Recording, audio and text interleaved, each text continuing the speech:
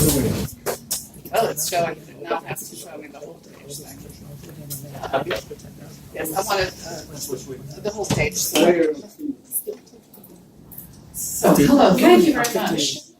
Thank you for attending, and we're going to go now to talk about research issues and plagiarism in research. I'm sorry there's a word missing from the title. It should be a breakdown in communication, journal reactions to information about plagiarism and duplicate publications, which is the word that I prefer as instead of self-publication. This is not working properly. I need the entire screen here. I need the full screen. It needs to show the entire page. Enter full screen mode. That looks good. Who am I? I'm a computer scientist who has been working in the area of plagiarism since about 2002. I am active with the German Plagiarism Documentation Group, which has been documenting plagiarism in doctoral dissertations since 2011. We've documented over 205 cases, and I'm generally the person who informs the university about the problems because I'm a tenured professor, and they can't fire me for telling the truth. This is as yet unpublished research, and I'm very indebted to a collaborator who does not want to be named, doesn't want his name on this, but whatever, it's work in progress. I had this idea. There are lots of open access databases. Can I find plagiarism in them? How difficult is it? And will the journals react differently than the universities? The universities tend to play some sort of the monkey game. I don't see anything, I don't hear anything, and I'm not going to tell you what we're doing. So I was interested to see if academic journals would do anything different.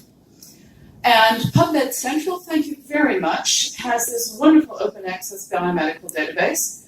When we first started in December of 2014, we downloaded 900,000 full-text papers. A couple of years later, we took the newer papers, about 100,000 of those.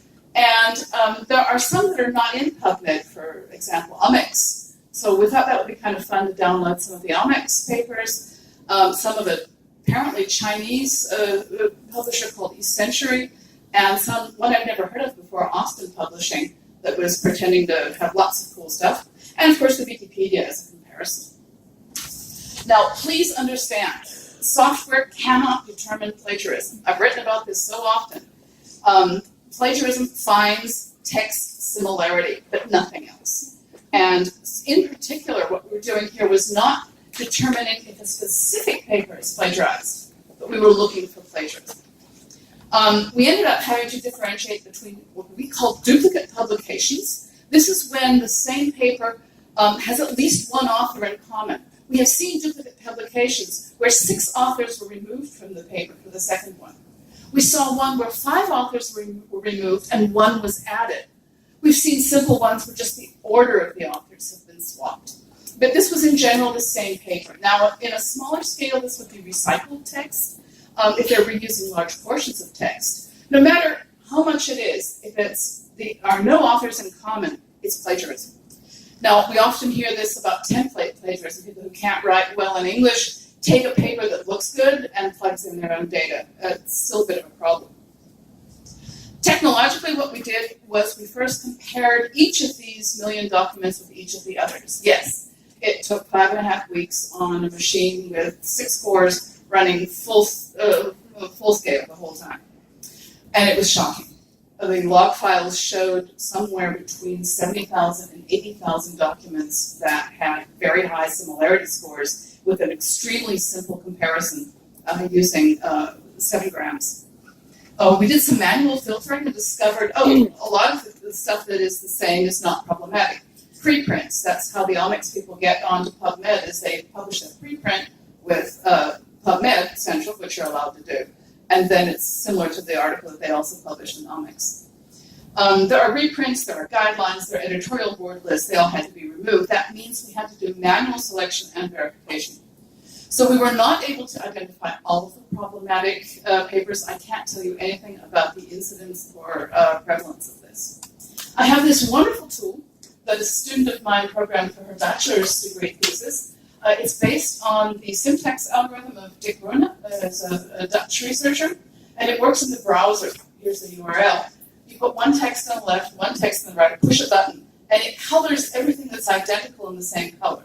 So as soon as it switches, where there's a word inserted or removed, that's where you can very clearly see how similar these are to each other. The tool is freely available from my homepage. So I produced documentation on all these and said, okay, let's see, who do I contact? Which journal was the one that published second? Well, where's the journal homepage? And where's there an email? It turns out the target group for most of these journals appears to be authors and not readers. It was very difficult to find who this was. Now, some of the journal editors responded the next day, thank you, that was really cool. But others never bothered to answer my email, although I was writing non-anonymously from my university account.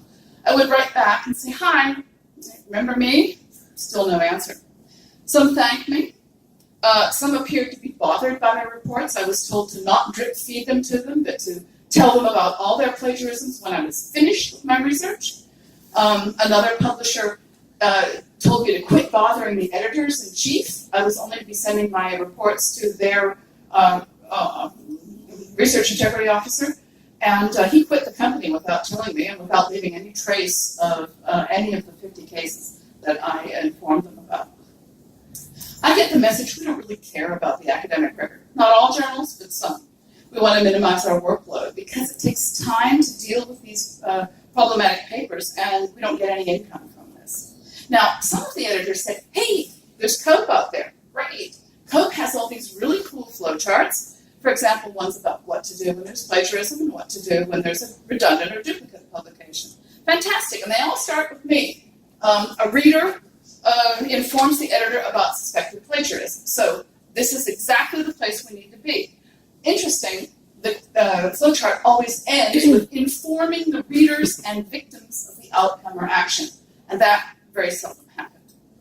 The COPE workflow is more often honored in the breach than in the observance. We had 114 open access biomedical journals that we informed. There were 162 cases that we were informing them about. Only 12 followed the COPE guidelines completely. There were at least 21 editors that spoke the COPE guidelines but didn't actually follow them. And in all, I was charting the variations. There were over 50 different variations that had some very grave consequences for perhaps junior researchers or for the scientific community. And I'd like to go into these right now. There are, in all, 3 challenges that we need to be looking at. The first is finding someone to talk to. A journal's been discontinued, or there's a new publisher, and they don't care about the old one. There's no contact on the web page. There's only online contact forms. None of these ever answered me. Emails bounce back. I've called telephone numbers, nobody answers.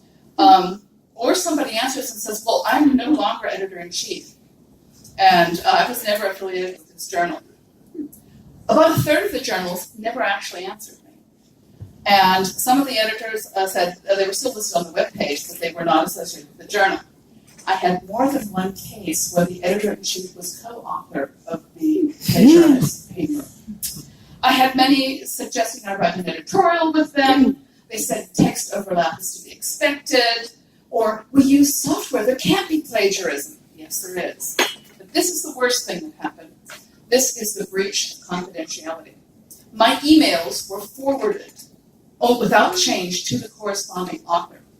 Or I was included in CC with letters that were written to a corresponding author, so I got the answers back.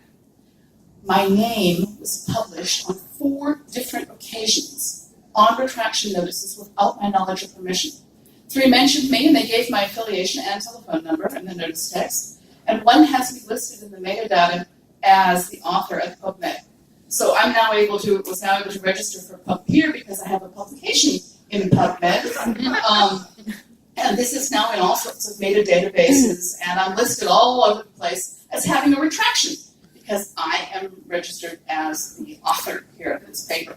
I'm also as I just checked on Scopus, I'm also a dentist, which I thought was very amazing.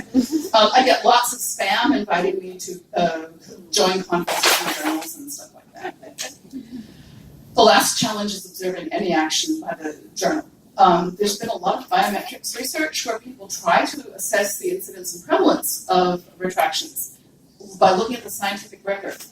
The problem is that they search for the word retraction or correction, or they look for a retraction marker in the metadata, and they're not there. There's a recent paper by Bakker and Riegelman that has noted that it's difficult to determine if a specific paper has been retracted. We don't read journals anymore. We search in a database and get a link to a paper. And if that paper is not marked as plagiarism, because 2 years later there was a retraction notice published, but it's not linked from the paper to the retraction notice, there's no way you're going to find out that it has problems. And all these databases that are keeping copies of the metadata are also keeping copies, or forgetting or not getting copies of the retraction notices. The wording is often confusing and incorrect. I had 12 papers that were just removed from the internet without comment. 2 papers were replaced by a different paper. I found that fun. The DOIs go to something else now. Some papers were marked at the journal only. Others were marked only at PubMed. 2 were removed from the table of contents of the journal, but they were still accessible, unmarked by URL. And in about half of the cases where I saw any kind of visible action, I was not informed by the editor of the action that was taken. So what do we learn from this? I, as a whistleblower, can't tell the difference between an investigation that's not happening and one that's still ongoing if nobody communicates with me. Readers cannot tell easily if the paper has problems with it. And we have to do a lot more work in this area. Authors, of course, have to realize that deliberate duplicate publication is academic misconduct. And the editors must invest the time needed for good communication with all participants and a well-documented workflow. I would please request confidentiality to be kept. If I was a junior researcher reporting on the plagiarism of a senior PI, my career just ended the moment that my name was published on the retraction notice. And please don't blindly trust software systems. They don't work. The reputation of your journal is at stake in this situation. That's it in very, very brief. We still have some time for discussion. So thank you very much for having me.